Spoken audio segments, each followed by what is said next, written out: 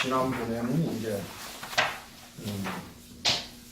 이번 강의에 가장 클라이막스인 깨달음에 대해서 말씀을 들었었습니다. 이제 이게 불교를 대체적으로 무슨 종교냐 이러면 불교 밖에 있는 사람들이 얘기하는 것이 아니라 불교를 직접 수행하고 있는 불교도들이 스스로 지칭하기를 불교는 방편의 종교다 이런 말을 많이 합니다. 방편. 절에 이제 오래 다니보면 스님들이 자주 많이 쓰잖아요. 뭐 방편이다. 이 방편이란 말이 이제 이게 또 스님들 가운데는 간혹 얘기하는 걸 보면 그걸 의미를 분명히 잘 알고서 적절하게 사용하는 경우도 있지만 어떨 때는 사용하는 걸 보면 오해를 하고 있고 잘못 이해하고 있는 경우도 있어요. 그게 뭐냐 하면 방편이라는 뭐냐? 방법이라는 말입니다.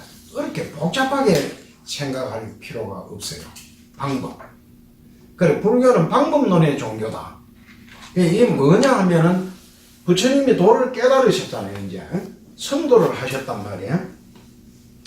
그러면 당신이 성도한 이 내용을 가지고 대중들을 교화를 해서 대중들로 하여금도 당신이 깨달은 바의 진리를 깨달도록 하는데 목적이 있지 않습니까? 그래서 부처님은 그 깨달도록 하는 방법을 가르쳐 주신 거예요. 그러니까 우리는 그걸 공부하는 겁니다. 공부. 근데 그 시를 외우고는 뭐였는데, 이번 전시 때 내놓으려고 뭐 그림을 하나 그렸는데, 의자를 하나 그렸는데, 어떤 가난한 스님이, 참 가난하게 살아가지고 사람들한테 매물 물건이 없죠. 이제 뭐 남겨줄 게 없어서 돌아가신 뒤에 보니까 의자 하나를 남겼더라.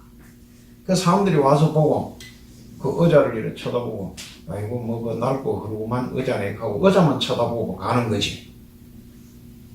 그런데 그 스님이 남긴 의자를 남긴 목적은 당신이 그 의자에 앉아서 바라봤던 곳을 너희들도 와서 이 의자에 앉아서 한번 바라봐라 이런 뜻일 터인데, 그러니까 의자에 앉는 것이 목적이 아니고 그 의자가 목적이 아니죠. 그 스님이 사실 남긴 것은 의자를 남긴 것이 아니고 의자에 앉아서 당신이 쳐다봤던 곳을 쳐다보는 것을 남긴 거란 말이에요. 그래서 불교에서 가장 많이 사용하는 말 가운데 그게 특히 선종에 와가지고 스님들 참선을 하시는 선사들이 주로 많이 하시는 말 가운데 하나가 이런 말이 있습니다. 손가락으로 달을 가리키는데 이래 자꾸 이러거든. 손가락으로. 이러니까 이러면 달을 쳐다봐야 되는데 이래 하니까 손가락을 쳐다보는 거예요. 그래가지고 이게 무슨 말이냐면 아주 심오한 내용인데, 그래고 손가락을 쳐다보면서 스님이 달달한 게 저 손가락이 달인 것 같다 이렇게 오해를 해버린 거죠. 부처님이 가르쳐주니 방편을 가르쳐줬는데 방편이 불교의 진리인 줄 알고 큰 오해를 하는 거예요. 그 건강경에도 보면은 나의 법은 뭐냐, 뗏목과 같은 거다. 저 언덕으로 건너가면 뗏목은 버리고 가야 되는데 그 뗏목을 짊어지고 가면은 그거보다 더 어리석은 사람이 어디에 있느냐. 이게 이제 그세요.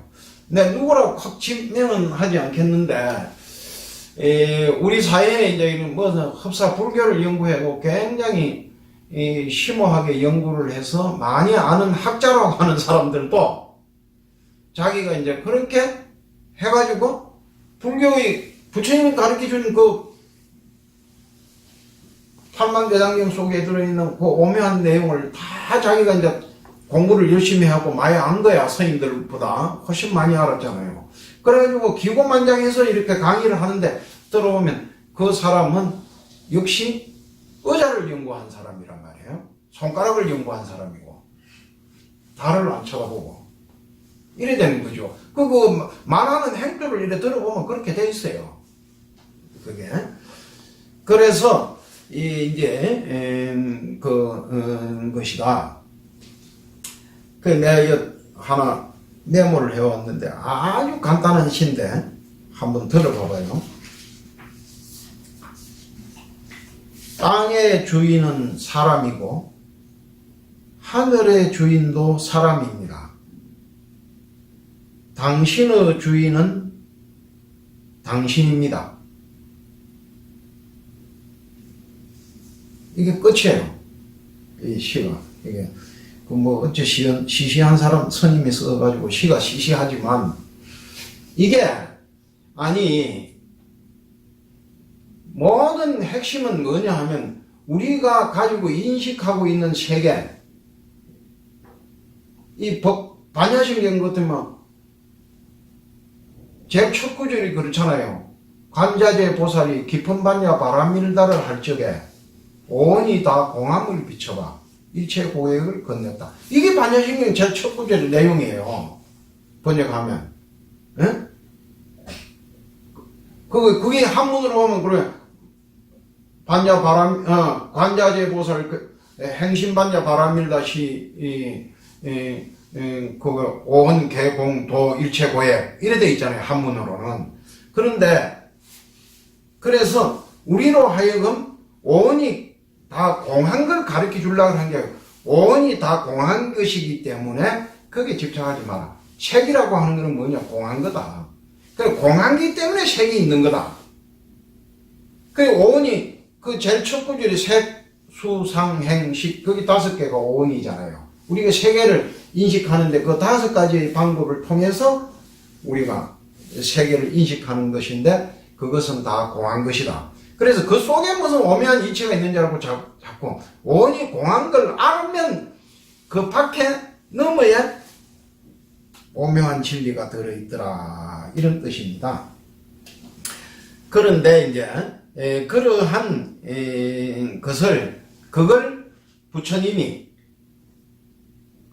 연구를 해서 이 도를 깨닫고 37일 동안 그 부타가야를 떠나지 않고 거기서 앉아서 계셨어요.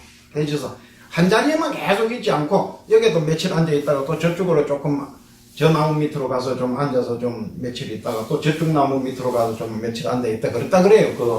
그 부타가야 가보면은 옛날에 그렇게 했던 흔적이 지금 남아있는 건 아니고 그동안에 역사적으로 많은 변화가 생겨서 하지만은 그 부타가야 안에서 그 37일 동안 그 수족을 배회하면서 계셨다 이런 뜻이죠.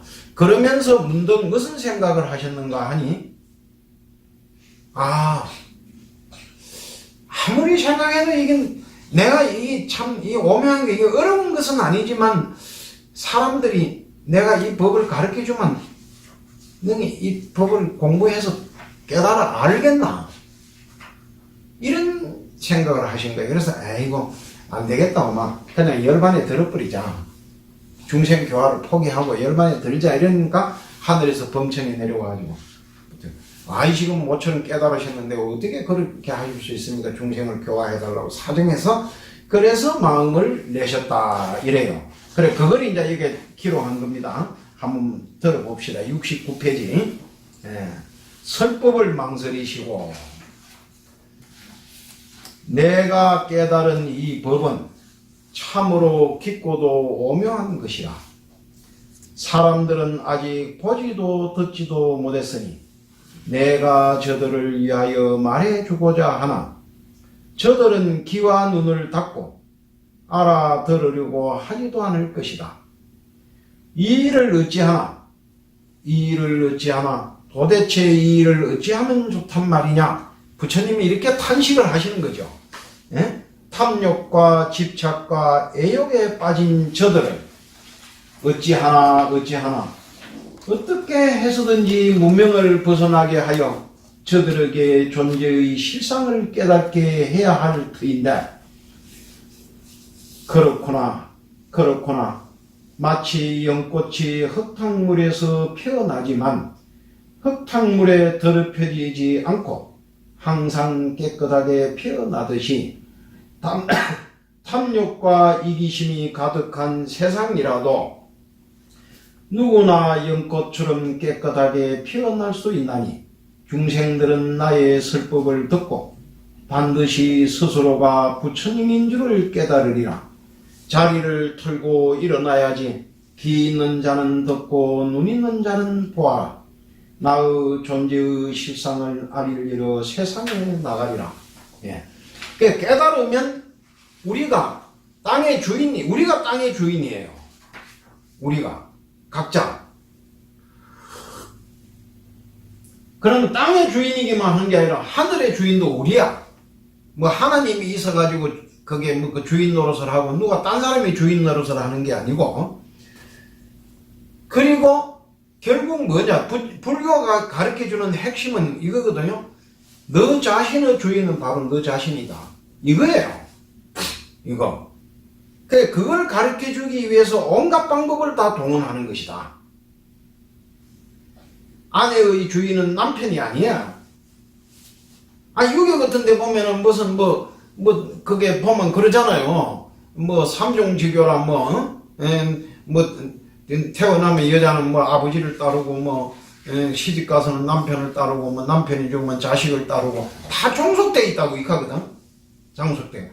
아들은 아버지에게 종속돼 있고 무슨 또 누구에게 종속돼 있고 백성은 나라의 임금에게 종속돼 있고 다 종속돼 있다 그러잖아요. 근데 우리는 종속된 사람이 아니에요.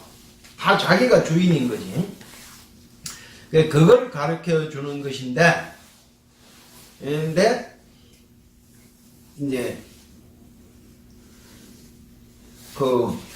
어떻게 되냐, 내가 좋은 비유를 들어서 얘기할 테니까 한번 들어보십시오. 세 사람이 장사길을 떠났어요. 장사길을 떠나가지고 고생해서 고향을 멀리 떠나서 떠돌다가 겨우 삼배를 구해가지고 짊어지고 이제 고향길로 돌아가는 길입니다. 그래도 이게 우리가 빈손으로 가는 게 아니라 이 삼배를 얻어서 한 집서 짊어지고 고향에 가니까 이거 얼마나 다행이냐, 좋아하고 기쁜 마음으로 돌아가고 있어요. 돌아가고 있는데 어디 가니까 뭐냐, 그 삼배를 팔아서 뭘 살 수 있냐, 비단을 살 수가 있어. 비단하고 바꿀 수가 있어요. 좀 비단하고. 그러니까 그 세 사람이, 야, 이 비단이 있네, 우리 비단하고 바꿔서 가져가자. 그걸 바꾸는데 그 중에 한 사람은 뭐냐면 고집을 피우는 거예요.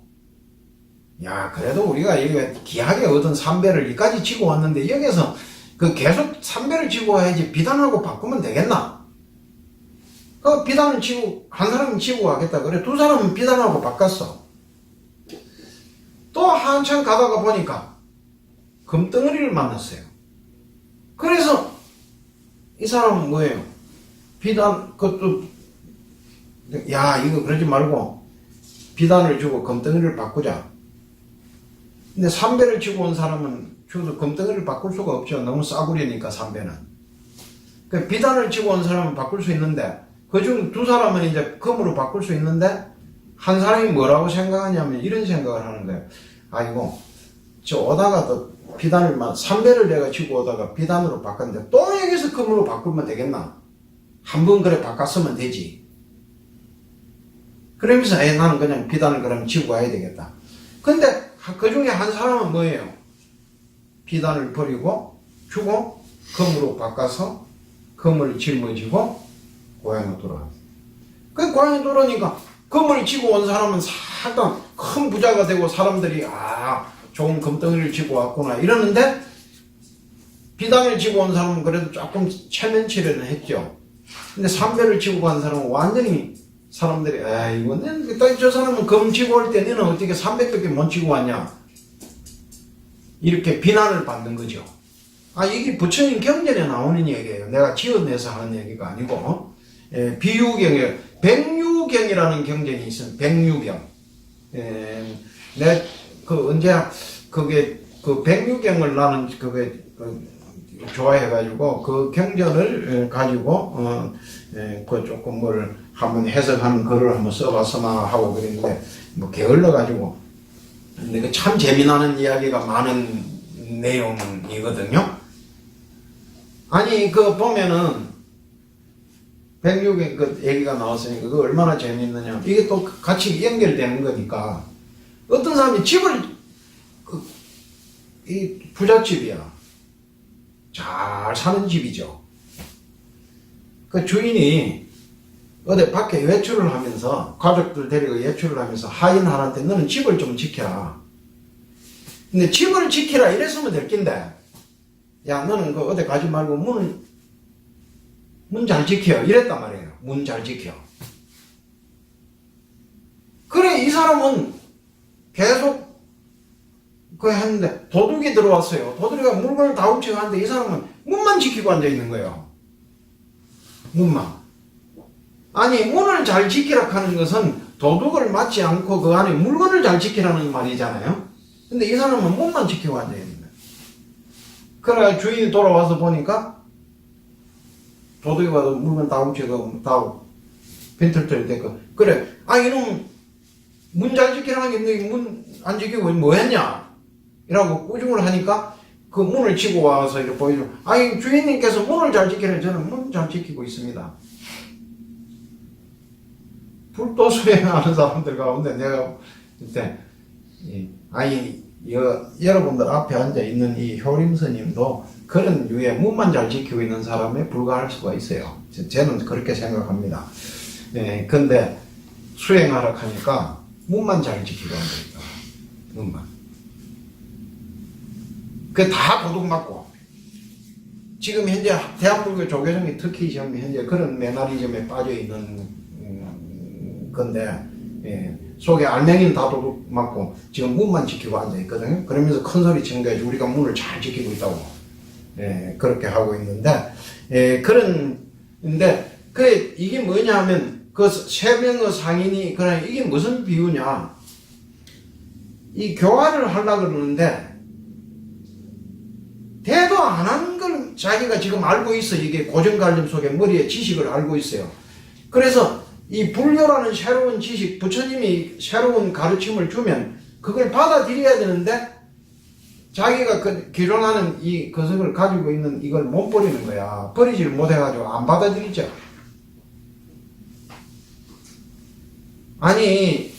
부처님이 하니까 손가락을 달인 줄 알고 있는 사람한테, 야, 니 그 손가락을 왜 달고 오해하고 있노? 그 손가락 쳐다보지 말고, 손가락이 이렇게 가리키는 쪽을 쳐다봐라. 저게 달이 환하게 떠있지 않느냐. 이러면, 썽을 내고, 그것을 합니다. 그게. 손가락을 보라고, 요 흔들어 보라고, 손가락 보라고 하는 거 이거 중에 손가락을 쳐다봐야지. 이러고 있는 거예요. 많은 사람들이. 자기가 가지고 있는 기존 하는 고정관념, 또는 자기가 가지고 있는 지식, 이런 것을 허심탄회하게 버리지 못하는 거죠. 불교 문중 안에 오지 못하고 그걸 버리지 못해서 못 들어오는 사람도 있지만, 불교 문중 안에 들어와서조차도 오해하고 잘 못 알고 있는 것을 그걸 붙들고 앉아가지고 자꾸 그게 진짜인 줄 알고, 그건 방편인 줄을 모르고 자꾸 가르치는 쪽을 못 쳐다보고 있는 경향이 많다. 이런 겁니다. 그래서 그런 사람을 부처님이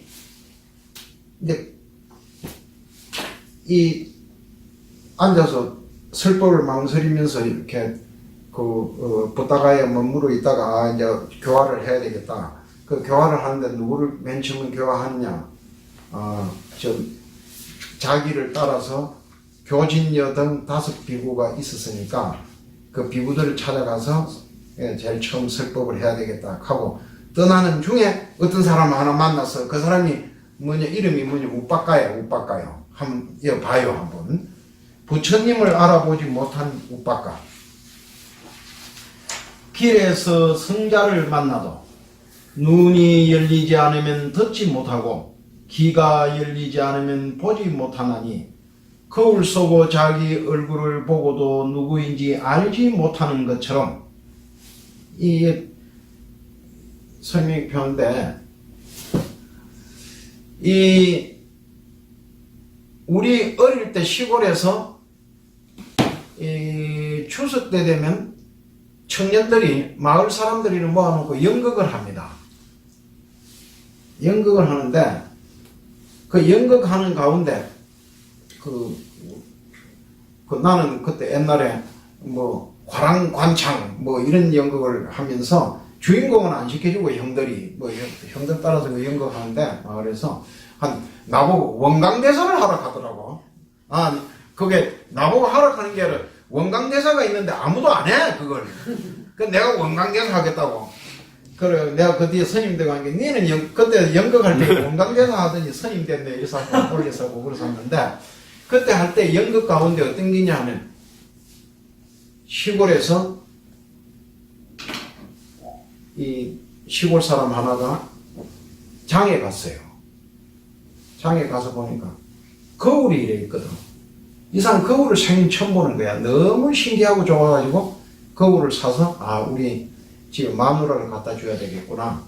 그러고 그걸 사서 들고 집에 와서 마누라를 갖다 주니까 마누라가 화를 내면서 장에 가서 뭐 선물 사왔다게 좋은 거 했지만 어떤 예쁜 여자를 하나 데리고 왔구만 막 하고 막 화를 내더라는 거예요. 그거를 뜯어보니까 그 안에 예쁘장한 여자가 있으니까 이게 이제 그 전에도 내가 한번 얘기를 했습니다만 그리스 신화에서 나르시스가 뭐 이렇게 뭐 거석을 보고 물에 비친 자기 얼굴을 보고 막 그 푹 빠져서 죽어버렸다고.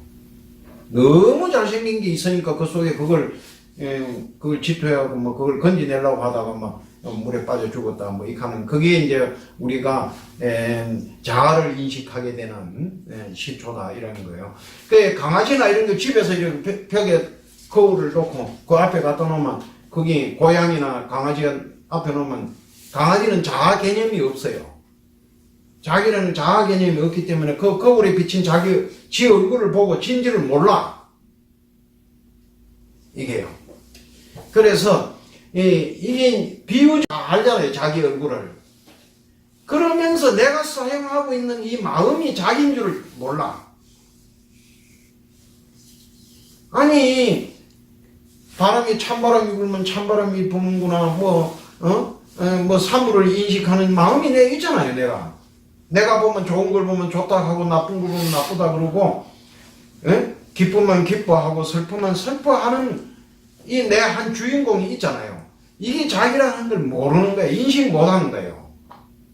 그러면서 이게 낯짝이 이거는 사실 이건 가짜잖아요. 따지고 보면 이거는 자기인 줄 알고 거기다가 자꾸 분 바르고 막 뭐 입술에 연지 바르고 뭐 하고 꾸미잖아요. 이제 이게 우리 어릴 때 우리 도반 종태라고 그 둘이 하고 같이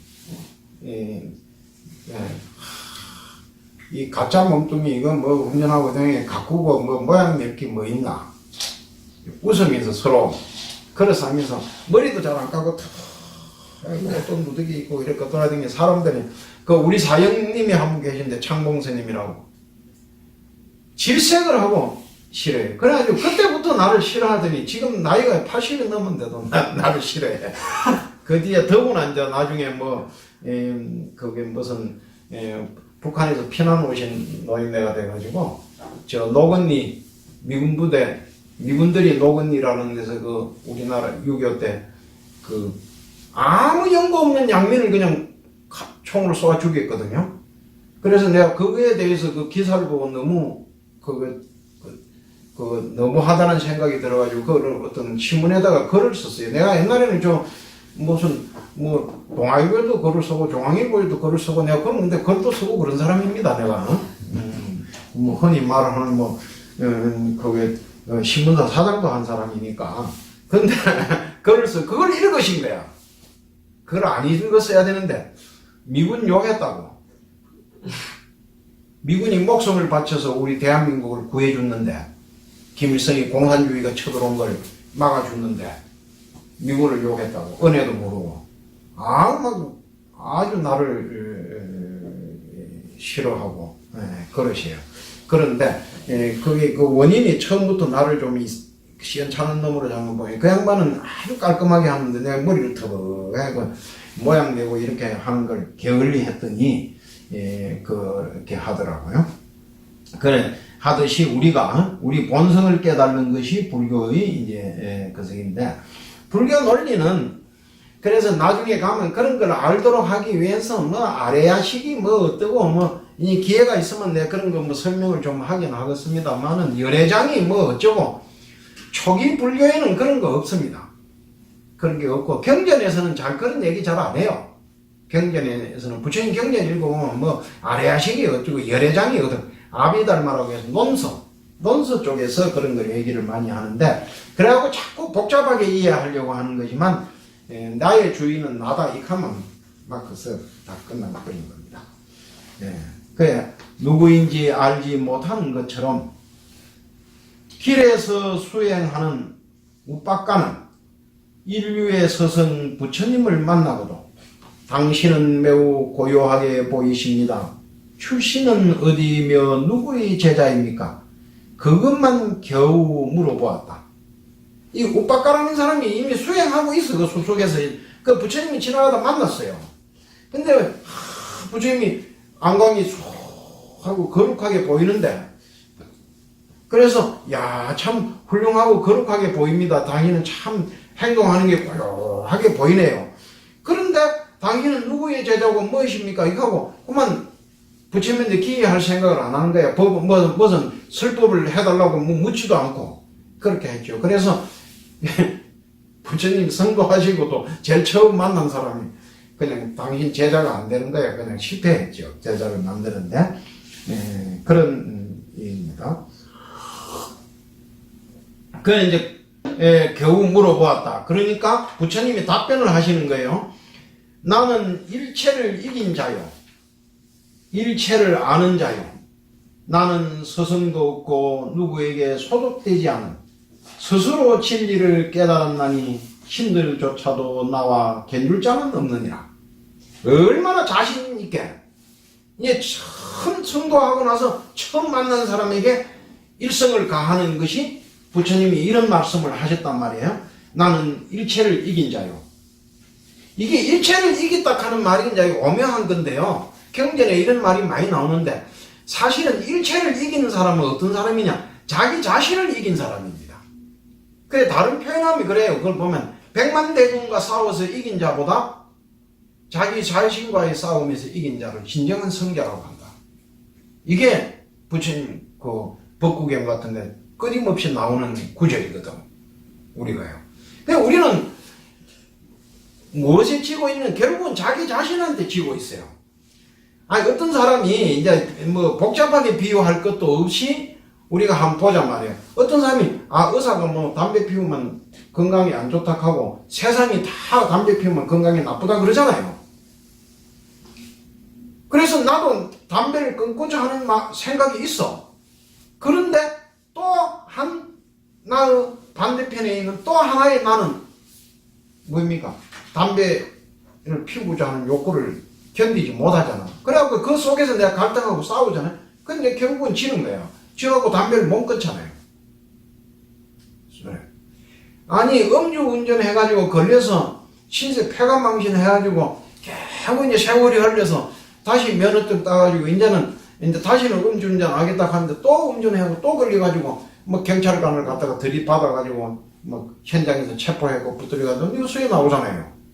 그런 게 왜 그런 일이 일어나냐? 결국은 자기 자신과의 싸움에서 패배한 사람이거든. 세상에 가장 비참하고 초라하고 불쌍한 사람은 어떤 사람이에요? 자기 자신과의 싸움에서 진 사람이에요. 아니 이게 족복한테 한 대 얻어맞고 뭐 주먹질 잘하는 놈한테 뭐 발길이 한번 차이고 그거 별거 아니에요. 그거 뭐 그런 것에 우리가 뭐 굉장한 트라우마를 만들고 내 스스로 안에서 그 상처를 입지만 실제 그런 거는 크게 진 것이 아닙니다. 자기 자신과의 싸움에서 그게 지는 거, 그게 정말 진짜 진 거거든. 비참하고 초라한. 예. 그래갖고 패가망신하는 사람들이 있는 건데, 예, 그래. 그 자기를 일체를 이긴 사람, 일체를 아는 자요. 일체를 아는 자도 또한 어떤 사람이냐? 결국은 자기를 아는 사람이에요. 자기를 아는 사람이 일체를. 나는 스승도 없고 누구에게 소속되지 않은 스스로 진리를 깨달았나니 신들조차도 나와 견줄 자는 없느니라. 스스로 내가 깨달았다. 그러니 나는 신들조차도 나하고 겨룰 수가 없다. 나는 그 신 무슨 창조주가 있어서 뭐 그런데 종속되고 뭐 그런 내 그런 걸 추종하고 그런 사람이 아니다. 나는 이래 선언을 하는 거예요. 나는 하늘과 인간의 스승이니 눈먼 이들은 이들을 진리로 인도하고 고뇌의 바다를 건너게 하리라. 얼마나 참 자신의 참 말씀을 하세요. 지금 진리를 전파하러 가노라. 카시마을로, 카시마을이고 녹약원으로 이제 가는 거예요. 가면서 그렇게 얘기해. 이렇게 얘기해 주는데도 이 우빠가를 가는 사람이 못 알아들었어.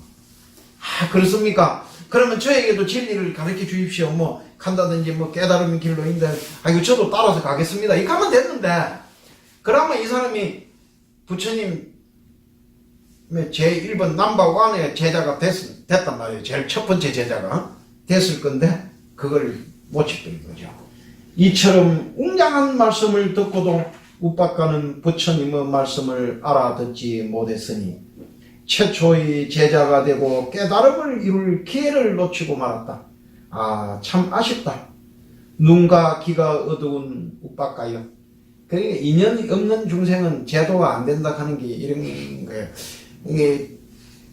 내가 그 자리에 우빠가가 아니었기 참 천만다행이지. 내가 이렇게 됐으면 참 얼마나 억울했겠어요 이게. 그런 건데 그렇게 해서 우빠가라는 사람은 제자가 될 수 있는 기회를 놓쳤다.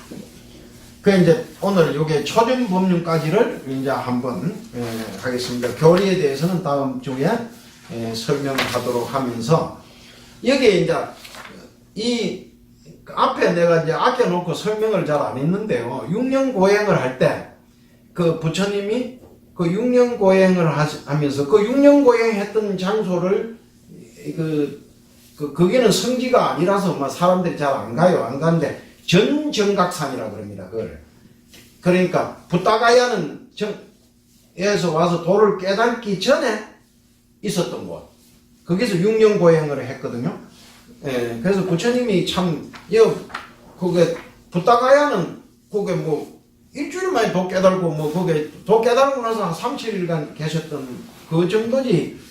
그게 오래 머물렀던 장소가 아니거든요, 사실은. 그런데 이제 전정각산은 오랫동안 머물렀죠. 거기에 누구 있냐? 거석이하고 같이 있었다. 교진여 등 5 비구와 같이 있었다. 이렇게 되어 있습니다. 근데 이 사람이 이제 그 가필라국의 출신들이에요. 그 정반왕이 살아있을 때 이 사람들이 뭐 수행하고 싶어 하는 뜻이 없는 사람들인데 억지로 보냈거나 그런 거는 아니고, 이 사람들이 그 당시 사문이 유행하고 있으니까 이제 자기들도 사문의 길을 가고 싶어 하는 희망자를 뽑았어요. 그래갖고 5명이 그 자원하고 나오니까, 그러면 너희들은 태자와 같이 거기 가서 수행을 해봐라. 이렇게 하고 이제 보내줬어요. 그래서 와서 있었던 사람인데, 수자타라고 하는 아주 아리따운 그 미녀, 아가씨로부터 우유죽을 받아먹는 걸 보고 막 타락했다 이렇게 하고 막 떠나버렸어. 그래, 그 전정각상에 붙어 있었으면, 그럼 거리가 얼마 안 되는 거리니까 잠시 할 건데, 지금 현재 이 초전변론을 하는 녹야원, 하시마을의 녹야원이라고 하는 거기는, 그 부타가야하고 거리가 좀, 있습니다. 약간의 거리가 있어요. 그래, 부처님도 거기서, 부타가야에서, 녹야원까지 가는 데는, 그 당시 이제 한 일주일 정도 걸렸다 그래요. 그래, 걸어서 가면 그 정도의 거리예요. 거리에서, 하루에 뭐 얼마를 부처님이 가시는 그 느긋하게 가시니까 그런 것도 측정하는 것이 있습니다. 하루에 몇 킬로 정도 걸어갔을까? 한 15km 내지 한 20km 정도서 하루에 갔을 것이다. 이렇게 보는 경향이 있고, 그렇게 하는데, 를 걸어서. 그러니까 이 사람들이 부처님을 버리고 떠날 때 참 멀리도 갔어, 이 사람들도. 그 가까운 데로 갔으면 쉽게 만났을 건데, 부처님도 거기서 이제 조금 거리가 되는 곳으로 와서, 부타가야에서 이제 마지막 수행을 하셨고, 그래서 거리가 벌어졌는데, 가시마을 녹야원. 아니, 저기 오고 있는 건 고따마가 아닌가. 그는 이미 고행을 포기한 타락자. 우리는 당기지 말고 그냥 무시하기로 하세. 자기들이 이렇게 그 숲에서 이제 또 마주하는데, 부타가야 타락했다 하고 버리고 이제 자기들 떠나왔잖아요. 그래, 또 있는데. 보니까 오늘 저 멀리서 오는 수행자 오는데 고요하게 이렇게 걸어온다 보니까 6년 동안이나 같이 한 군데서 고행하고 살았으니까 서로 딱 모습만 먼 데서 봐도 알 거 아니에요. 딱 보니 멀찍이 오는데 보니까 저 걸음걸이나 본 게 고탐하구나. 저 타락했으니까 우리 오면 왕따 시키고 아는 체 하지 말자. 이렇게 약속을 한 거죠. 그러나 고따마 부타께서 가까이 오자 얼굴에는 성자만이 가질 수 있는 광채가 나고, 광채, 알 수 없는 엄숙함이 보였다. 교진여 등은 저절로 일어나 자리를 정돈하고 부처님을 모시니, 그대들이여 나를 보라. 쾌락에 빠진 것이나 고행에 몰입하는 것이나 모두 양극단이니 나는 이 둘을 버리고 중도를 깨달았도다. 모든 생명은 생로병사의 괴로움이 있고, 이러한 괴로움은 애욕, 집착에서 생기며 애욕과 집착이 소멸하는 이를 열반이라. 나는 열반에 이르는 길을 가르치느니라. 그 애욕에 집착하는 건데, 여기는 이제 내가 집착이라고 얘기를 했습니다만, 한문으로는 이 집자가 집착할 집자가 아니고 모을집입니다. 모을집. 그러니까 우리가 고는 어떤 특정한 것에 하나에 집착하는 데서만 생기는 게 아니고, 집착하는 여러 가지의 집착이 모여서 하나의 고를 형성하는 거다. 이런 뜻이거든요. 그래서 하는 건데, 이 고라, 이게 이제 부처님이 이제 어떤 아젠다라고 해야 될까?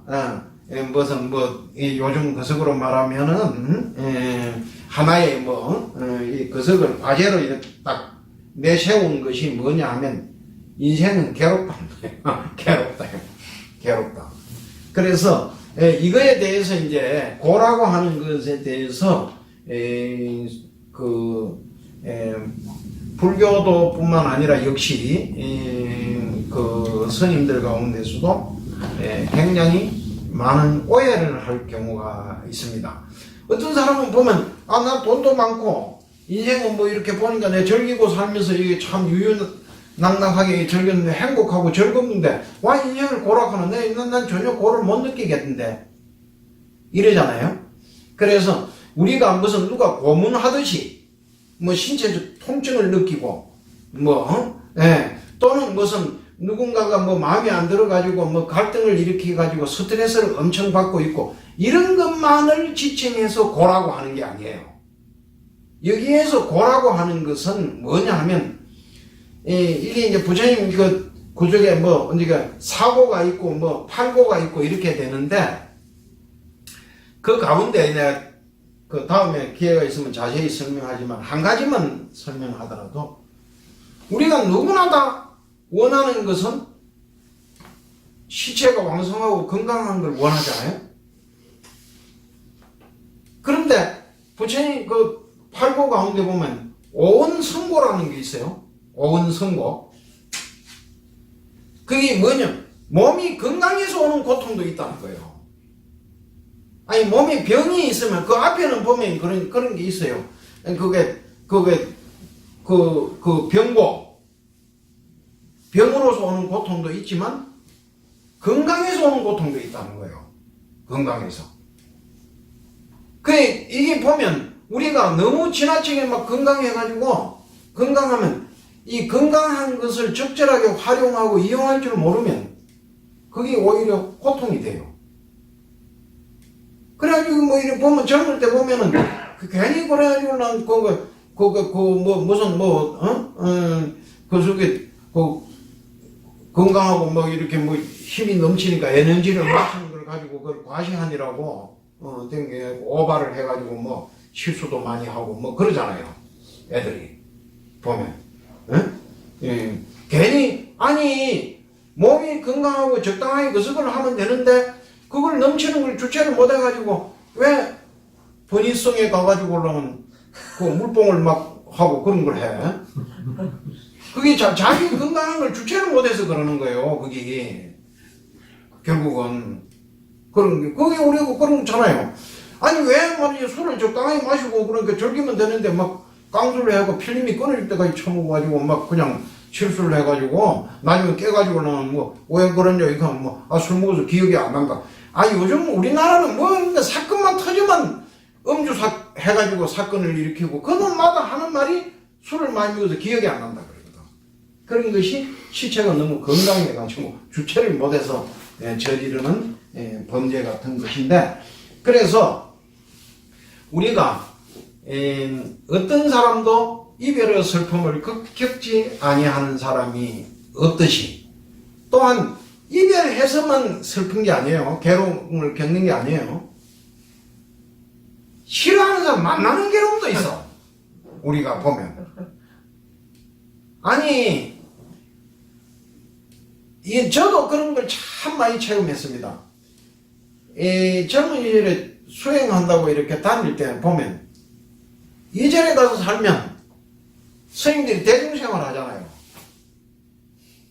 꼭 나를 괴롭히는 사람이 하나 있고 보기 싫은 놈이 하나 있어. 저놈만 안 보면 내가 살겠는데 저것만 어디 사라져서 줬으면. 그런데 그놈을 피해서 저놈이 가기를 바랄 게 뭐 있나, 내가 한번 떠나버리자. 그러고 떠나서 다른 데로 가잖아요. 또 있어. 그 가면은 나오기를 기다리고 있는 보기 싫은 놈이 있어요. 한 놈 기다리고.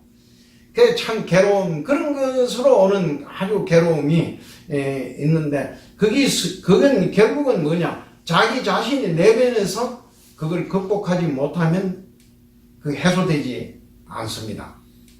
그래서 우리는 이게 제일 좋은 거는 뭐냐 하면, 보기 싫은 사람을 극복하려고 하지 말고 내 마음에서 보기 싫은 사람을 만들지 마요. 그냥 세상 사람 다 좀 지금 못된 짓 하는 놈을 보니까 그런 대로 똑똑하네.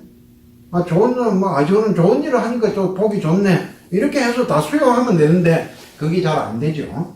되는데, 그래서 그런 것이 괴로움이다. 괴로움. 그런 여러 가지가 고감 왜 생기느냐? 그런 것이 자꾸 내한테 집약되어 있단 말이에요. 모여져 있단 말이에요.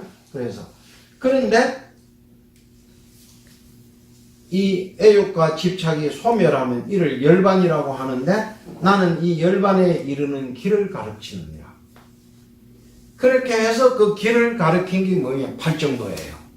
팔정도. 나중에 이제 그것도 팔정도를 얘기할 수 있는 기회가 있을 걸로 보고, 오늘은 여기까지만 하도록 하겠습니다. 그런데 그래 여기까지만 하도록 하죠.